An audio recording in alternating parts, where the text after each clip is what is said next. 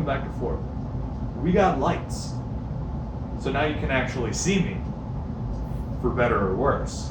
And then speaking of major upgrades, I'm thinking of getting a Sony a5000. If I can actually stomach spending money. And then this way we can graduate from the potato quality that we're at now to just moderate potato quality. But that'll be in another video, because in this video we're going to work on the clam for the millionth time. Then we're going to polish the new headlight lenses I got, as well as taking apart the housing to the headlight assemblies with the old damaged lenses. After this, we'll correct the steering position so it's centered. And then finally, we'll deal with the fender's problem, the fender lip problem. That's not fun. So without further ado, enjoy the rest of the video. So this thing here has been one of the most impossible tasks. It looks so easy, but it's incredibly aggravating. It's the area the headlights are supposed to sit in, and no matter how many positions I put them in, the headlights don't fit. But they are aftermarket headlights, so it's not unreasonable that they don't fit. It's just annoying. Also, you'll see me use razor blades a lot. They're actually super useful for removing paint, getting under excess body filler and fiberglass filler, and more.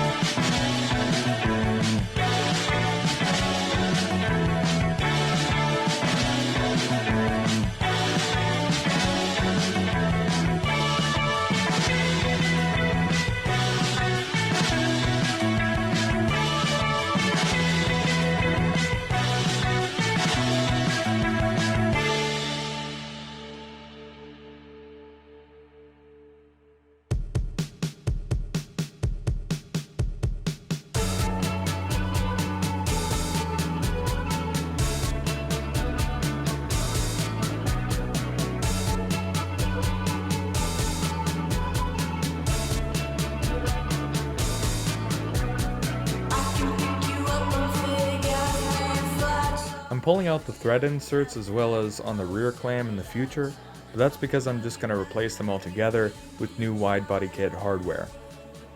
Yeah, I was not thinking before when I decided to just put filler over all of them, so yeah.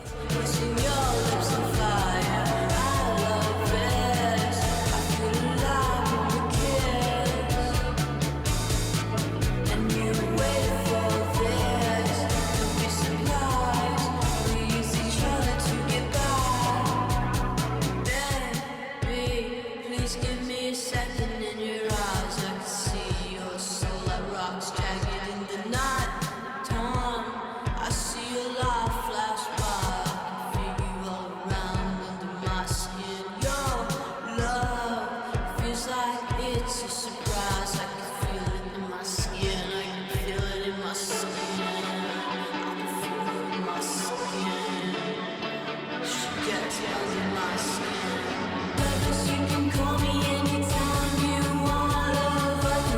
Here I made a mixture of fiberglass filler and fiberglass resin for a more structured filler, and it worked beautifully, as it seemed stronger than normal fiberglass filler, which I had difficulty with on thin edges.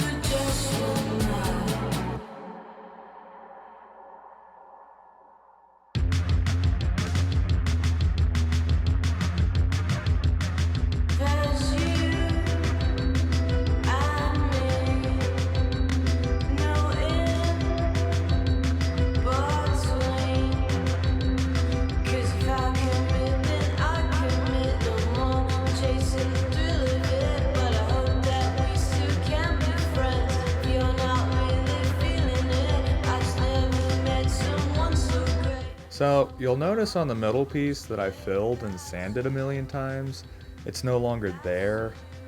That's because it wasn't in the right shape of the clam, so I pulled it off and it was like super thick and hard as a rock. Like you could smack it on the ground and it wouldn't break. And so I replaced it with a thin layer of filler/resin mix and then made a layer of normal filler on top of that.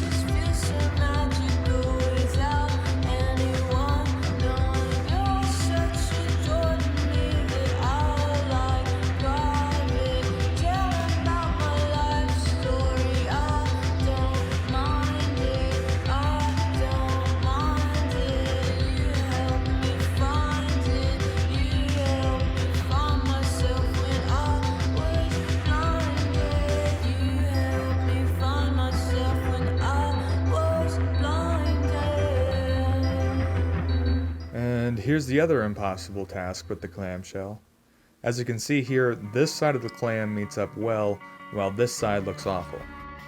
And since this piece doesn't even rest on it properly for some reason, I had to cut it up. Not fun. And then after, it still wouldn't rest right, and I realized the problem. The structure of the support near the clam bracket, which broke off, was compromised, allowing the clam to flex outwards. So I unintentionally locked that in place when I fiberglassed part of it a while ago. But if I cut that bit out, and then rest the clam on its side to put weight on it to push it back in place and then fiberglass that, I might just be able to return it to its natural shape.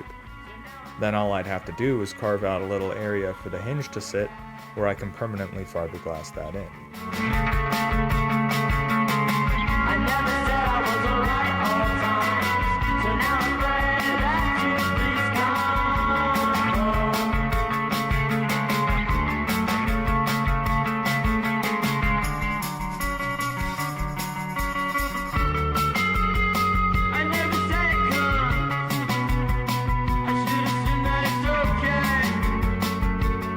Also, I realized that the doors are both pushed out half an inch past the body line on the bottom, so I tried to correct that.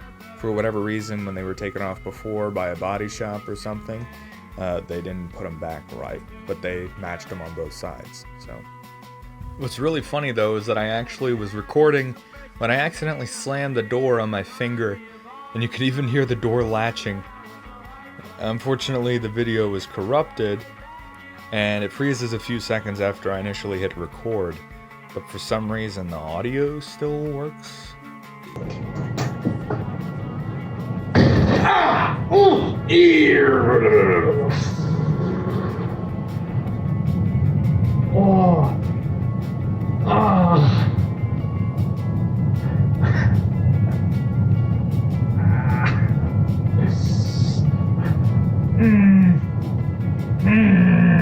So after getting the doors in the right alignment, I bent the clamshell bracket with the help from Hunter in order not to pierce a hole through the top of the clamshell, which I did end up doing, in an attempt to make the bracket fit underneath. And then I bolted it in so I could then fiberglass it while resting in the perfect position.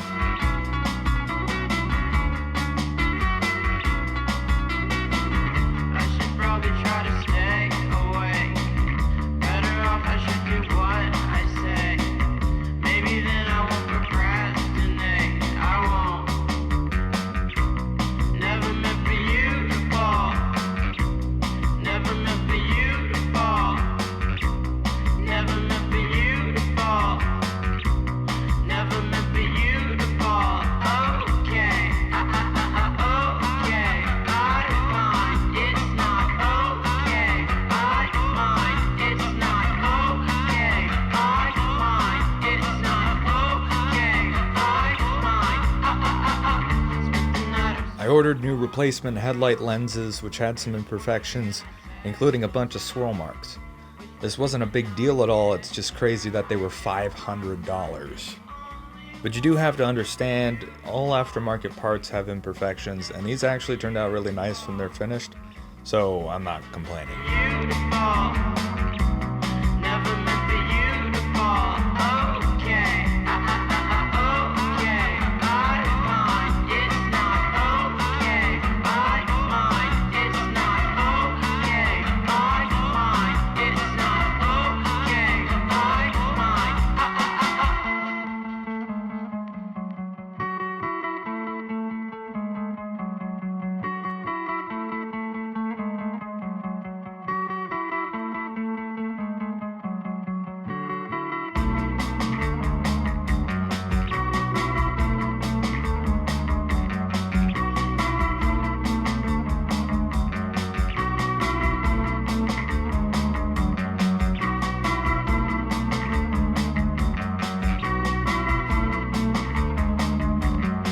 Another thing we needed to accomplish was centering the steering wheel, and this is when we remove the steering column at the marked center I put on the tape in episode 7, and then we correct the position so the wheel is actually center and place it back on the rack pinion thingy. This was much easier said than done because it's incredibly difficult to get the column on and off, and it required an ample amount of aggravated shouting to accomplish.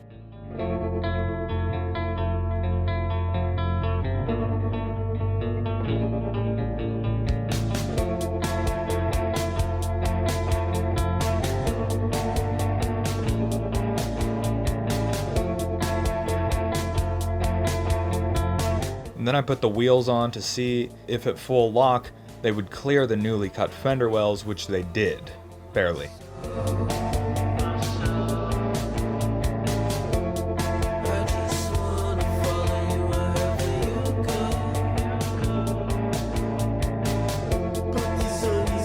The passenger wheel is just a centimeter closer than the driver's side is, but I do have 2 thin pieces of wood to raise the one rear wheel like an inch or 2, so I could actually have enough room to fit the jack beneath. Also on the passenger side, there's a hard line where the face of the wheel well has to wrap around a little, as opposed to the rubber coolant line that's on the other side, on the driver's side.